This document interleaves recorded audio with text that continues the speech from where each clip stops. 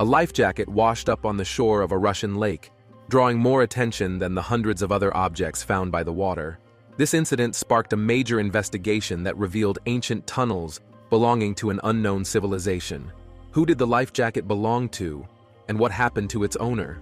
What did this object have to do with the tunnels connected to the unknown civilization? Let's find out together.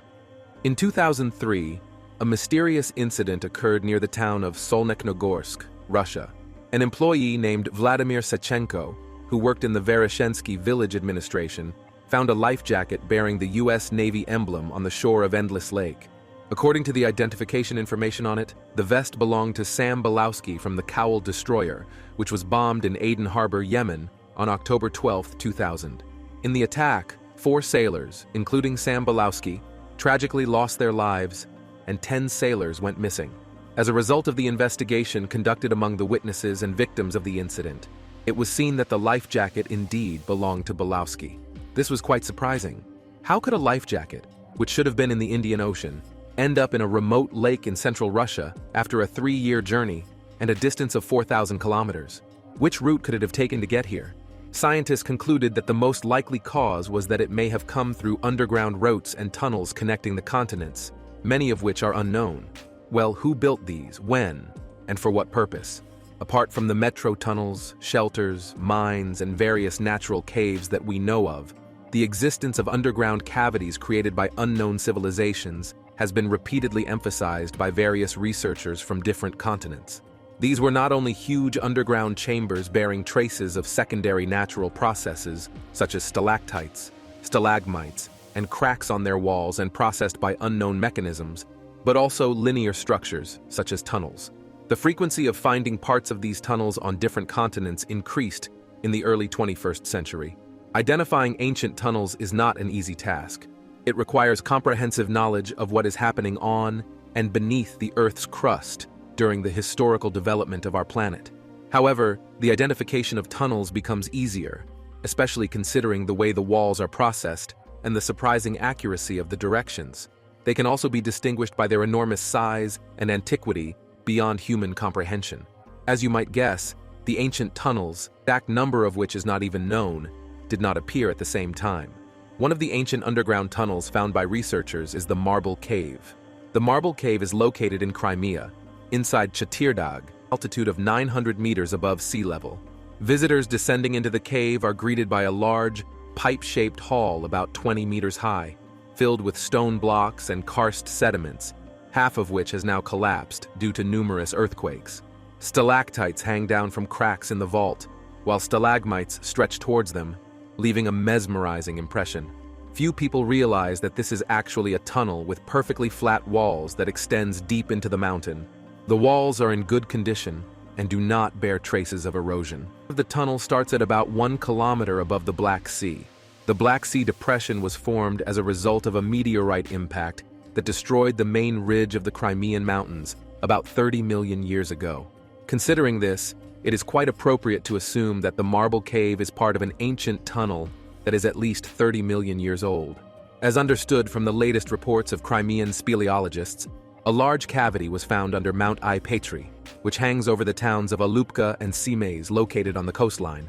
Also, tunnels connecting Crimea and the Caucasus were discovered.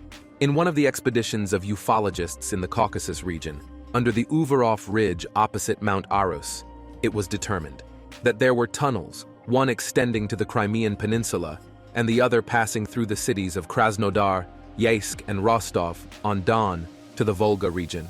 An arm leading to the Caspian was seen in the Krasnodar region.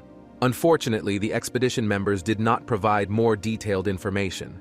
The famous Medveditskaya Ridge in the Volga region was also examined in detail during recent expeditions.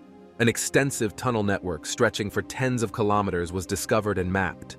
The tunnels, generally circular, sometimes oval in cross-section, are 7 to 20 meters in diameter and have a constant width, located at a depth of 6 to 30 meters from the surface. Approach the hill in Medveditskaya, the diameter of the tunnels reaches from 22 meters to 35 and then to 80 meters. When the summit is finally reached, the diameter of the cavities reaches 120 meters. This place is like a giant hall, The hall leads to 3 tunnels of 7 meters each at different angles. From here, it is possible to reach not only Crimea, but also the northern regions of Russia, Novaya Zemlya, and North America. Some people believe that the tunnels are operational and are used by UFOs as roads and bases. That's why the idea that our entire planet, including Crimea, Altai, Urals, Siberia, and the Far East, is riddled with tunnels is not so surprising. All that needs to be done is to find exactly where they are. This often happens by accident. Yevgeny Chesnikov, who lives in the village of Liskinsky in the Voronezh region, fell into a hole while walking in a meadow, which turned out to be a cave with tunnels separating in different directions, with symbols depicted on its walls. Of course, the discoveries about the mysterious tunnels underground did not end there. It has long been a known fact that there is a vertical void in the passage near Gelendzhik, Russia. The void is straight as an arrow, about 1.5 meters in diameter, and more than 100 meters deep. In addition, the passage has walls that are smooth as if melted. Examinations showed that thermal and mechanical effects were applied to the walls at the same time. These created a crust of 1 to 1.5 mm thickness in the rock and gave it extremely durable properties that could not be created even with current technology. It was also noted that there was intense radiation in the tunnel. It was estimated that this could be one of the vertical shafts connected to a horizontal tunnel leading to the Volga region, Medveditskaya. It is known that in the post-war years, a secret decision was made by the USSR Council of Ministers to build a tunnel from the Tatar Strait to connect the mainland to Sakhalin by rail. Of course, over time, the secrecy disappeared and the decision was made public. L.S. Berman, a doctor of physical and mechanical sciences who worked there at the time, noted that the builders found an already existing tunnel and only rebuilt it. The tunnel, dating from ancient times, was built with extreme precision, taking into account the ground features of the bottom of the strait. In addition, strange finds, such as incomprehensible mechanisms and petrified animal remains, were found in the tunnel. All of these later disappeared in the secret bases of the special services. Therefore, people's claims that our world is full of tunnels, especially in Russia and the Far East regions, made sense. In addition, it was seen that it was possible for this used tunnel to pass through Sakhalin and reach Japan. We are slowly moving towards Western Europe, to the Slovenian-Polish border, to the Tatra Beskid Mountains. Here is Babia Gora Mountain, 1725 meters high, also known as the Queen Beskid.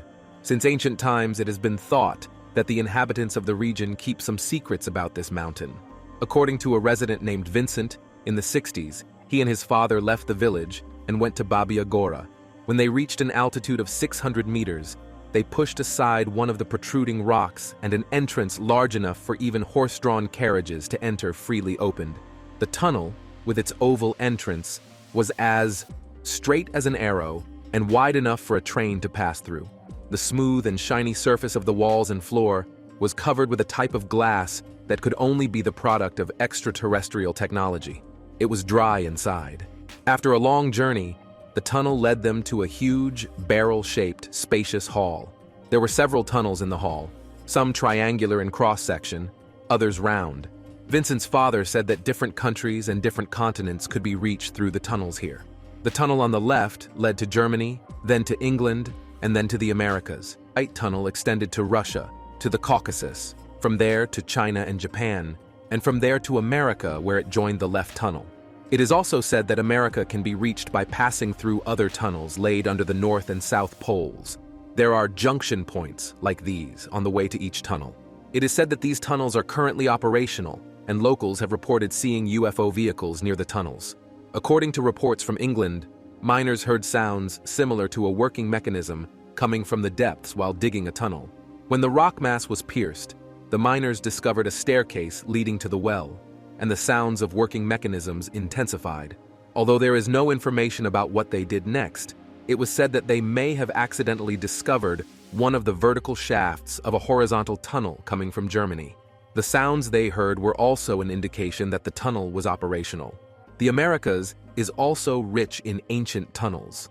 Andrew Thomas, a renowned researcher, argued that there are vertical and horizontal tunnels with scorched walls beneath the Americas, and some are even in perfect condition. He said the tunnels were straight as an arrow and penetrated the entire continent. One of the junction points where many minds converge is Mount Shasta in California. The tunnels are said to extend to the states of California and New Mexico. This was confirmed by Iris and Nick Marshall, a couple who entered a cave in a mountainous area called Caso Diablo in California, whose walls and floor were unusually smooth and almost mirror-like. They said that strange hieroglyphs were drawn on the walls and ceiling. There were small holes in one of the walls, through which faint beams of light streamed. They heard a strange sound coming from under the ground and hurriedly left the room. Perhaps like the miners, they had discovered one of the entrances to the operational underground tunnel. In 1980, again off the coast of California, a huge cavity was found that extended several hundred meters deep into the continent. It's estimated that one of the main stations of the underground tunnels may have been discovered.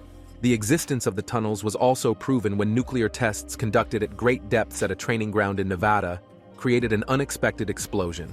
2 hours later, a radiation level 20 times the normal was recorded at a military base in Canada, 2,000 kilometers from the Nevada training ground.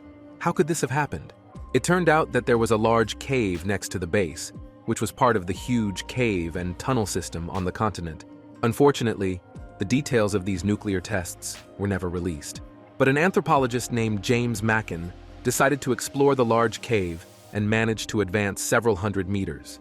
The research had to be stopped as a result of the unbearable smell of sulfur, which was constantly increasing, the terrifying human skeletal remains, and the sounds coming from the depths. Located in one of the most desolate and sparsely populated regions of Mexico, the ancient Sótano de las Golondrinas is notable for its caves, which are more than 1,000 meters deep and several hundred meters wide. Its vertical walls are flat and smooth, while at the bottom there is a labyrinth of various chambers, passages, and tunnels branching out in different directions. It is possible that this is also one of the junction points of intercontinental tunnels. However, in recent studies by Professor Eric von Daniken, a tunnel stretching for kilometers was discovered under the Nazca Desert, through which clean water still flows. Argentine explorer Juan Moritz, in June 1965, discovered and mapped an underground tunnel and ventilation shaft system totaling hundreds of kilometers in length in the Morona Santiago province of Ecuador. The entrance to the tunnel system was as if cut from barn-sized rock formations. Horizontally arranged platforms reached a depth of 230 meters, and there were tunnels with a rectangular cross-section at an angle of 90 degrees. The walls were smooth as if glazed or polished. It was observed that there were ventilation shafts with a diameter of approximately 70 centimeters and regular intervals between chambers the size of a concert hall.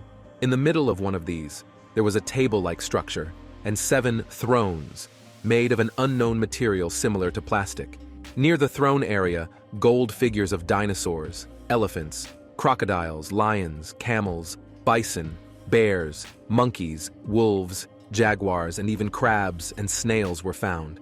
In the same room, a library consisting of several thousand embossed metal plates, 96 by 48 centimeters in size, with some kind of badge on them, was discovered. It is noteworthy that each plate was specially stamped with an X mark. Juan Moritz also found a stone amulet with the figure of a man standing on a sphere. The tunnels and chambers were filled with gold objects such as discs, necklaces, and plates, with various drawings and symbols on them. In addition to the dinosaur pictures carved on the walls, there were pictures of pyramids on the plates. Interestingly, the snakes depicted seemed to be flying over the pyramid instead of crawling. Hundreds of such pictures were found. Some plates also featured astronomical concepts and depictions reminiscent of space travel. The discovery made by Moritz helped to lift the curtain on the knowledge of those who built the tunnels and the age in which it took place. Knowing the possible location of the tunnel network that surrounds the world, partially destroyed and partially used for the covert movements of UFOs, we can guess how the vest belonging to the sailor who lost his life in Aden Harbor got to where it was found. For such a thing to happen, there must be an underground tunnel network filled with water moving north. It is possible that there are tunnels starting from the Arabian Peninsula and going to the Caspian Sea, connecting to the tunnels near Krasnodar, then connecting to Rostov with arms going to the Voronezh region, to Endless Lake, and then to the tunnel going to the Volga region. As for the time of the creation of the tunnels, it can be comfortably said that they were dug 1 million to 30 million years ago. Judging by the drawings on the walls, these tunnels were created at an early stage of human development. Their owners were one of the ancient advanced civilizations with the kind of technology that made it possible to create these engineering marvels that span incredible distances.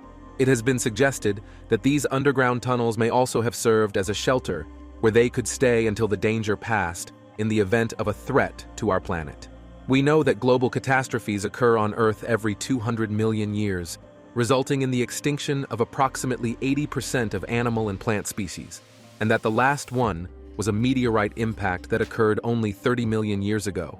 The earthquakes, tsunamis, volcanic eruptions, and floods that followed the collisions caused minor disruptions in life on Earth, changing the planet in certain ways. Perhaps the ancient civilizations, who knew about such cycles and wanted to avoid their consequences, created a network of tunnels and underground structures all over the planet and hid in them, so as not to live their lives according to what was happening on the surface.